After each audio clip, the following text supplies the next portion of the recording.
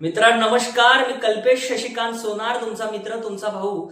सोन्यासारखे तुम्ही सोनं केस मिरॅकल कवितेमध्ये तुमचं स्वागत आहे. कशा तुम्ही सगळे चांगलेच असाल. त्या वरच्या एतबारचं तुमच्यावर लक्ष असो आणि तुमच्या आयुष्याचं अर्थ असो. तर मित्रांनो, तुम्हा सर्वांना होळीच्या हार्दिक शुभेच्छा.